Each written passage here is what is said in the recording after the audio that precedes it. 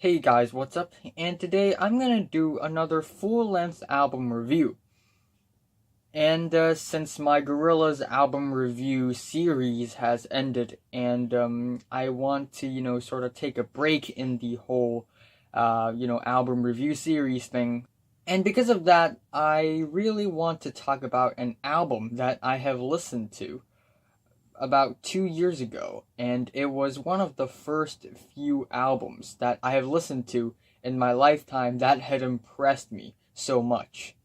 And I will be reviewing this and two other albums before I start off with my Arcade Fire album review series, so you can look forward to that. But yeah, Joy Division. So, Joy Division, British post-punk band, legendary post-punk band that had influenced a lot of musical artists nowadays in the industry, especially in the rock industry as well. And it was the year 1979 when the debut full-length studio album of Joy Division had dropped.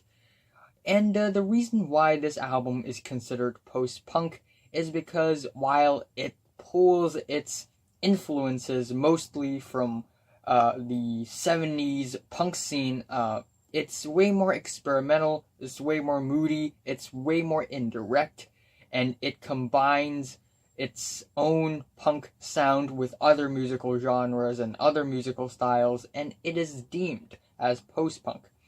And other famous post-punk bands include Television, The Slits, Wire, The Talking Head, and their first EP, their first breakthrough release, however, is the 1978 EP, which features a young Hitler banging on the drums on its cover.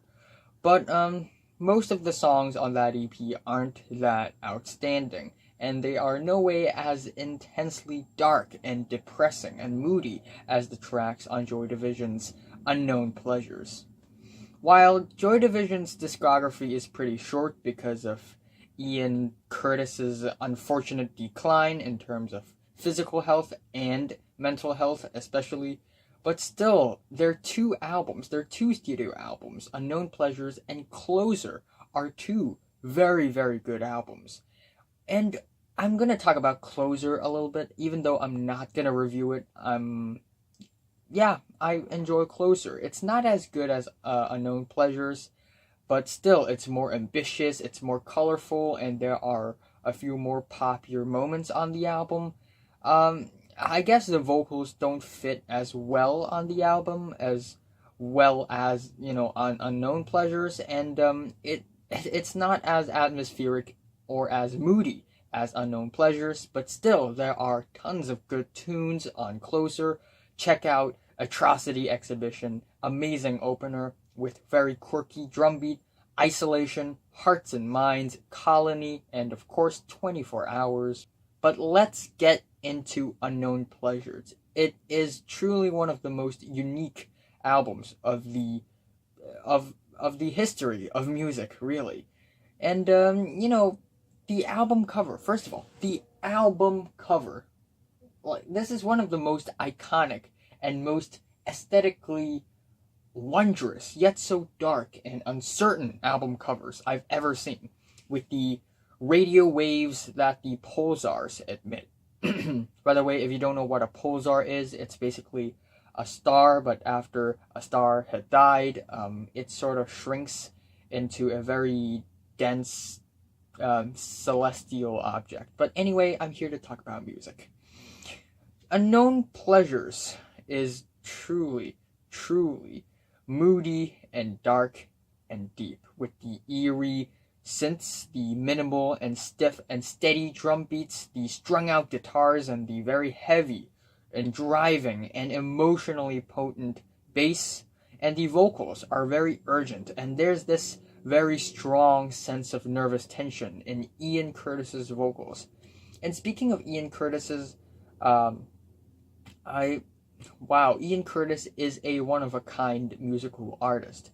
He suffers from depression and anxiety, unfortunately, and as well as epilepsy, which is one of the reasons why he would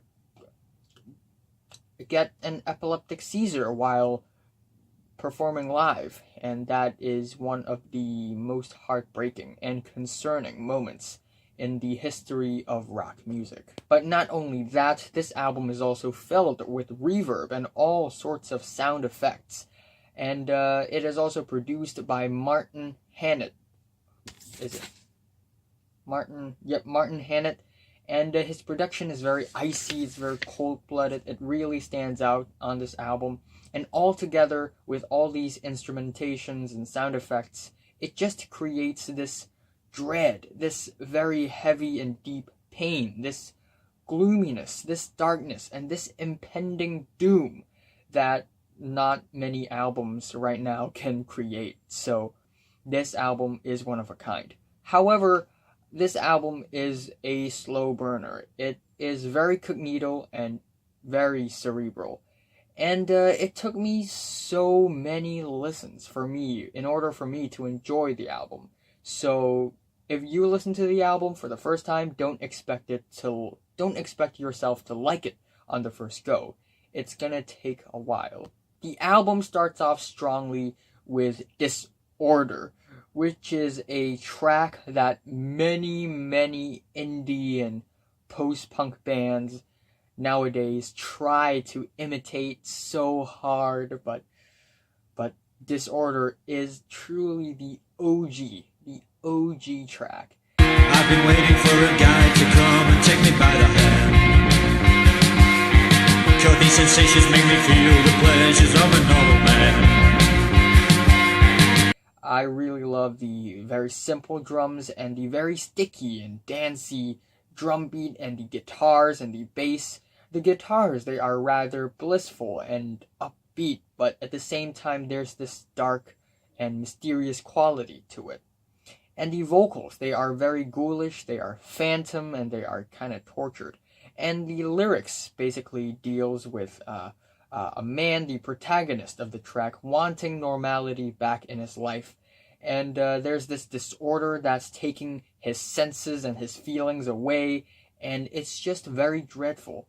And he also had to come to terms with death even right off the bat. And I also really love how the song ends, where it just kind of drains itself out in the most migraine-inducing and dissonant way possible, with Ian Curtis chanting, "Feelings, feelings, feelings, feelings, feelings, feelings, feelings." The second track is titled Day of the Lords, and the overall tone of the album drops drastically on this track, and we get these slow ascending guitars that builds up very slowly until it sort of chirps and stutters a little bit, gung gung gung gung gung. And the vocals, they are very tortured and sorrowful. Where will it end? Where will it end? And this song is basically about a girl that Ian knew, who had the same condition that he has, which is epilepsy, of course, and how she had died from it. And that's why the song overall, both musically and contextually, very downtrodden and very saddening and tragic as well. And I love how the overall instrumentations are dragged, so much so that it feels painful. And then there's an ambulance out there. And then we have the third track, Candidate, which is a surprisingly slow and lo-fi rock tune with the very extremely poetic lyrics. The territory's mine, no longer the pleasure. And I also really love the villainous guitars that are very villainous on the first part of the riff, but at the second part it's more idly, and it's a little awkward because of that, maybe. And I mean, I don't want to offend anyone by saying this, but I feel like the track Candidate is probably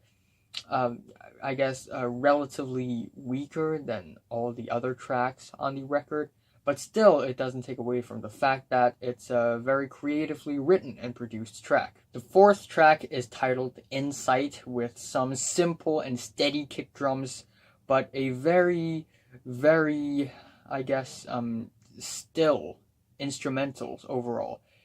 The stillness of this track is kind of scary and ominous. It's weird because the guitars, they are strangely, I guess, sort of uplifting, celebratory almost, but the lyrics, they are very dark, very downtrodden, and when it hits the chorus, the entire song becomes very dense and bitter, with the very constantly bubbling signal sound effects that has a tribal quality to it.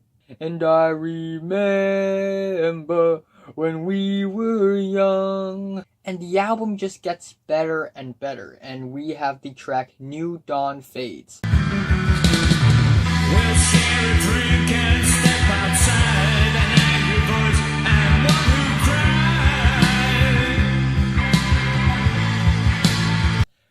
cried. Okay, that's the script.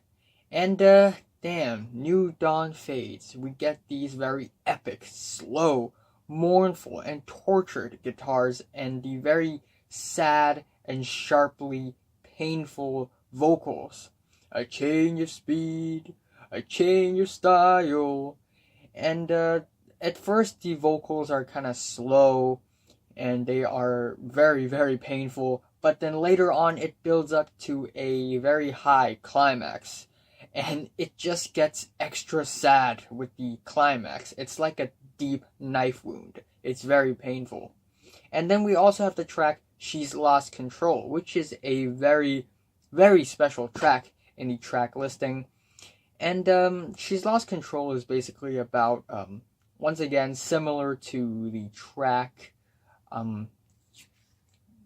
what's the track? And similar to the track Day of the Lords, this track is about a girl, a woman, that Ian knew who also had epilepsy, and she couldn't control her body, so she's lost control.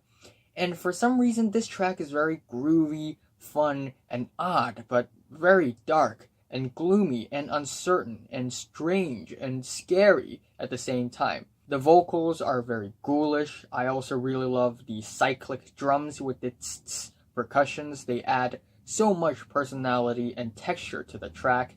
And damn, the guitar sections of the track are really what makes this track so stunningly spooky and ominous. We get these two layers of guitars, the bass and the lead guitars. At first you get the bass, which goes something like dun dun dun dun dun dun dun. And then the lead guitars come in, dun dun dun dun dun dun dun dun dun dun dun dun dun, and it's just this very dark and gloomy harmony. It's magical. It's truly magical. She's lost control again. She's lost control.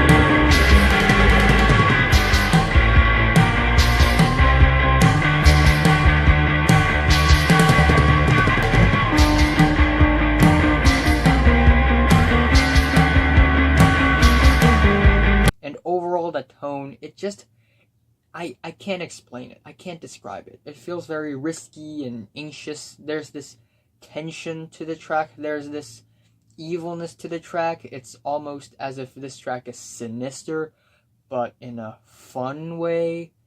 So it's hard to describe it. And then, to cool things off a little bit, we have Shadowplay, which is probably the second catchiest song on the track list, but yet it's not catchy. It's very much not catchy. It's, once again, very moody, very dark. It's almost like a faster version of New Dawn Fades, and a more concentrated version as well, with the very soaring guitars and the fierce vocals. And once again, Martin Hannett's icy production comes to play, and it's working out.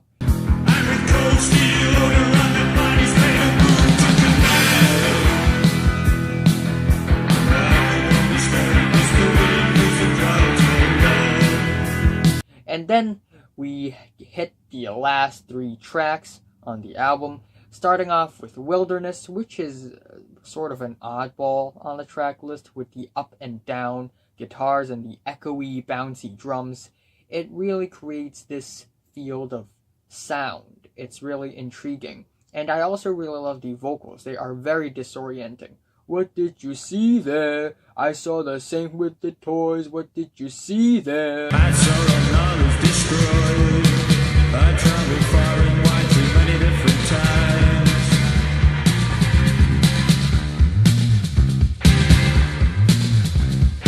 It's very rhythmic, it's very groovy, it's very fun, but it's very gloomy and very uncertain as well, and confusing. There's this dash of confusion to this track that makes this track, I guess, very flavorful. And then we have Interzone, which is easily the most straightforward song, the most punk song on the album as well, with the overdubbed back and forth vocals, the dirty, nasty, wild guitar leads, and the very nice reverb effect. And even though it sounds very dirty and wild, yet it sounds filthy and dark. And it feels like this track is setting up for a very, very dark ending, which leads us towards I Remember Nothing, which is extremely bleak and dark and ultimate and final. It's heart-wrenching. It's almost stomach-churning because of how atmospheric and darkly ambient this track is. And the bass is very gloomy. The vocals, it sounds like Ian Curtis is struggling so hard. And we also get all sorts of sound effects, air bursts, broken glass, footsteps, and it just tells a story through sounds.